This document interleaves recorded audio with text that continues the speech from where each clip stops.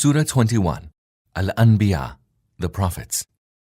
In the name of Allah, the most merciful, the most compassionate. The time of people's reckoning has drawn near, and yet they turn aside in heedlessness. Whenever any fresh admonition comes to them from their Lord, they barely heed it and remain immersed in play, their hearts being set on other concerns. The wrongdoers whisper to one another, "This person is no more than a mortal like yourselves. Will you, then, be enchanted by sorcery while you see?" He said, "My Lord knows well all that is spoken in the heavens and the earth. He is all-hearing, all-knowing." They say, "Nay, these are confused dreams. Nay, he has forged it. Nay, he is a poet. So let him bring us a sign, even as the messengers of the past were sent with signs." Not one township that we destroyed before them believed. Would they then believe? O Muhammad, even before you, we never sent any other than human beings as messengers, and to them we sent revelation. Ask the people of the book if you do not know. We did not endow the messengers with bodies that would need no food, nor were they immortals. Then we fulfilled the promise we had made to them. We rescued them and those whom we wished, and we destroyed those who exceeded all bounds. We have bestowed upon you a book that mentions you. Do you not understand? How many a wrongdoing town did we shatter and then raise up another people? Then when they perceived our chastisement, they took to their heels and fled.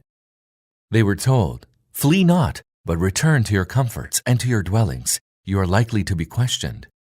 They said, "Woe to us, surely we were wrongdoers."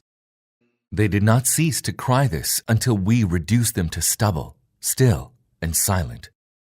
We did not create and sport the heavens and the earth, and all that lies between the two. Had it been our will to find a pastime, we would have found one near at hand, if at all we were inclined to do so. Nay, we hurl the truth at falsehood, so that the truth crushes falsehood, and lo, it vanishes. Woe to you for what you utter. To him belongs whosoever dwells in the heavens and on earth. Those angels that are with him neither disdain to serve him out of pride, nor do they weary of it. They glorify him night and day without flagging. Have they taken earthly gods who are such that they raise up the dead to life? Had there been any gods in the heavens and the earth apart from Allah, the order of both the heavens and the earth would have gone to ruins. Glory be to Allah, the Lord of the throne, who is far above their false descriptions of him. None shall question him about what he does, but they shall be questioned. Have they taken gods other than him? Say, O Muhammad, bring forth your proof. Here is the book with admonition for those of my time, and there are also scriptures with admonition for people before me. But most people do not know the truth, and have therefore turned away from it. Never did we send any messenger before you to whom we did not reveal, "There is no God but me, so serve me alone." They say, "The most compassionate Lord has taken to himself a son. Glory be to him." Those whom they say so designate are only his honored servants. They do not outstrip him in speech and only act as he commands. He knows whatever is before them and whatsoever is remote from them, and they do not intercede except for him, intercession on whose behalf pleases him, and they stand constantly in awe of him. And if any one of them were to claim, "Indeed, I am a god apart from him," we shall recompense both with hell. Thus do we recompense the wrongdoers. Did the unbelievers, who do not accept the teaching of the Prophet, not realize that the heavens and the earth were one solid mass?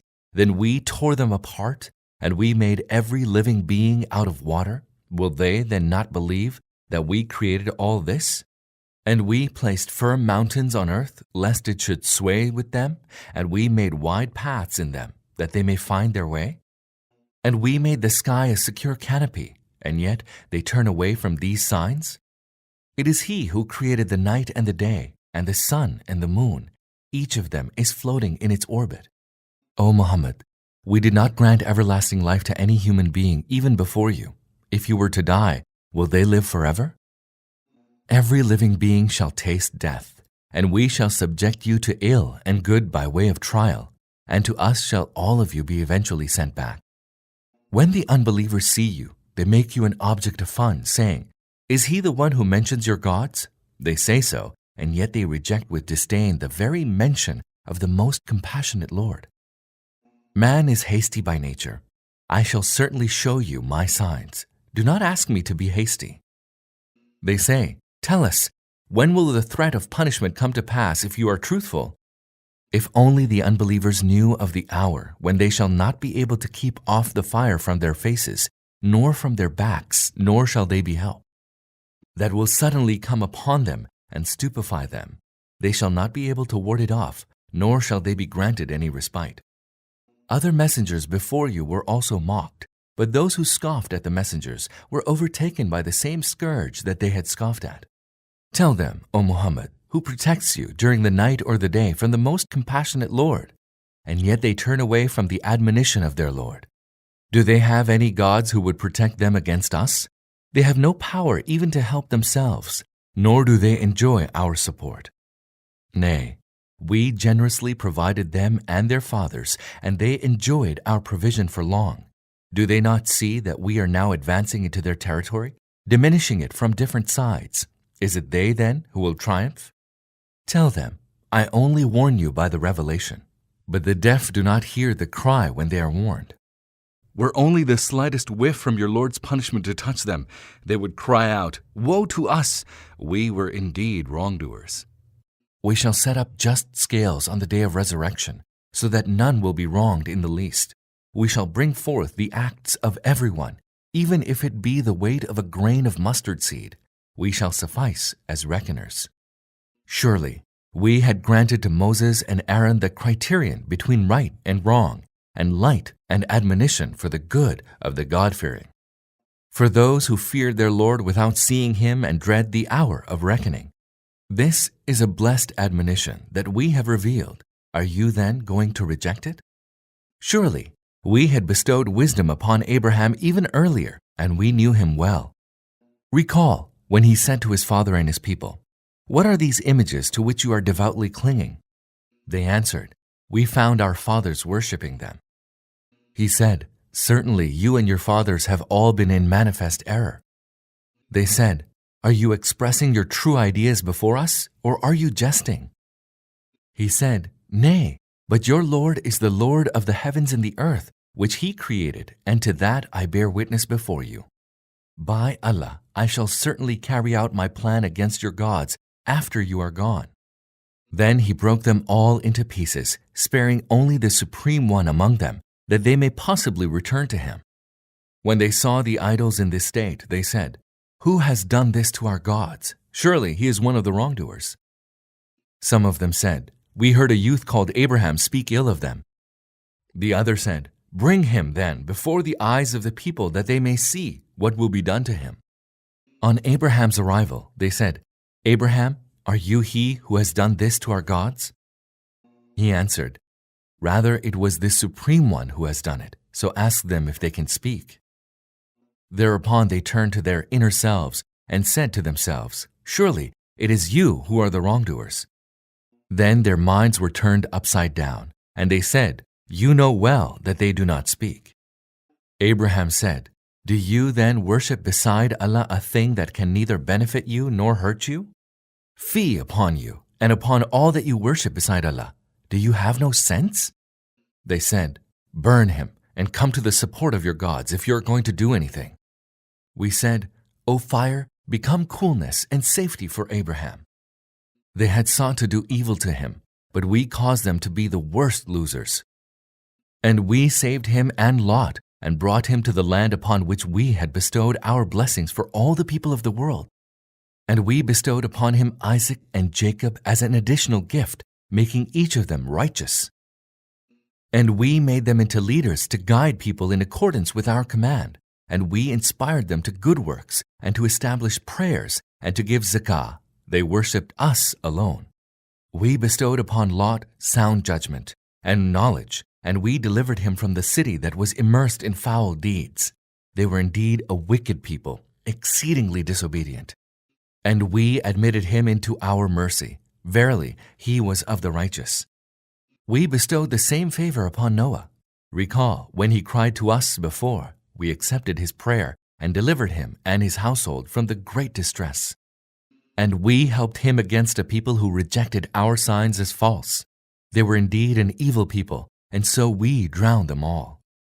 We bestowed the same favor upon David and Solomon. Recall when they gave judgment regarding a tillage into which the sheep of some people had strayed at night, and we were witnesses to their judgment. We guided Solomon to the right verdict, and we had granted each of them judgment and knowledge. We made the mountains and the birds celebrate the praise of Allah with David. It was we who did all this. It was we who taught him the art of making coats of mail for your benefit, so that it may protect you from each other's violence. Do you then give thanks? And we subdued the strong, raging wind to Solomon, which blew at his bidding towards the land we blessed. We know everything. And we subdued many devils who dived into the sea for him and carried out other jobs besides that. We kept watch over all of them. We bestowed the same wisdom, judgment, and knowledge upon Job. Recall when he cried out to his Lord, "Behold, disease has struck me, and you are the most merciful of those that are merciful." We accepted his prayer and removed the affliction from him, and we not only restored to him his family, but as many more with them as a mercy from us and as a lesson to the worshippers. And we bestowed the same favor upon Ishmael, Idris, and Dhu al-Kifl, for they were all steadfast. And we admitted them into our mercy, for they were of the righteous. And we bestowed our favor upon Dhu al-Nun. Recall when he went forth and raged, thinking we have no power to take him to task. Eventually, he cried out in the darkness, "There is no God but you. Glory be to you. I have done wrong." Thereupon we accepted his prayer and rescued him from grief. Thus do we rescue the believers. And we bestowed favor upon Zechariah when he cried to his Lord, "Lord, leave me not solitary without any issue. You are the best inheritor." So we accepted his prayer and bestowed upon him John, and we made his wife fit to bear a child. Verily, they hastened in doing good works and called upon us with longing and fear and humbled themselves to us. And also recall the woman who guarded her chastity. We breathed into her of our spirit and made her and her son a sign to the whole world. Verily, this community of yours is a single community, and I am your Lord, so worship me. But they tore asunder their faith into many parts, but to us they are bound to return.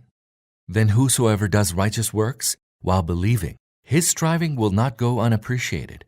We record them all for him.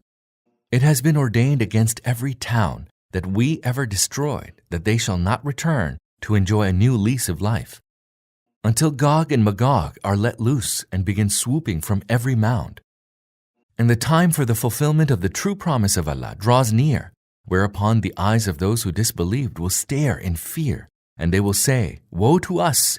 We were indeed heedless of this. Nay, we were wrongdoers." They will be told, "Verily you and the gods you worship beside Allah are the fuel of hell. All of you are bound to arrive there." Had these indeed been gods, they would have not gone there, but as it is, all of you shall ever abide in it. There they shall groan with anguish, and the din and noise in hell would not let them hear anything. But for those whom we had decided to favor with good reward, they shall be kept far removed from hell. They shall not hear even a whisper of it, and they shall live forever in the delights which they had desired. The hour of the great terror shall not grieve them, and the angel shall receive them, saying, "This is your day which you had been promised." On that day we shall roll up the heavens like a scroll for writing. Even as we originated the creation first, so we shall repeat it. This is a promise binding on us, and so we shall do. Surely we wrote in the Psalms after the exhortation that the earth shall be inherited by my righteous servants. Herein surely is a message for those devoted to worship. We have sent you forth as nothing but mercy to people of the whole world. Say, "It is revealed to me that your God is only one God. Will you then submit to him?" If they turn away, say to them, "I have warned you all alike, and I cannot say whether what you have been promised is near or distant. Indeed, he knows what you say loudly and what you hide. I think that this reprieve is possibly a trial for you, an opportunity to enjoy yourselves until an appointed time. The messenger said, "My Lord, judge with truth. Our compassionate Lord alone is our support against your blasphemous utterances."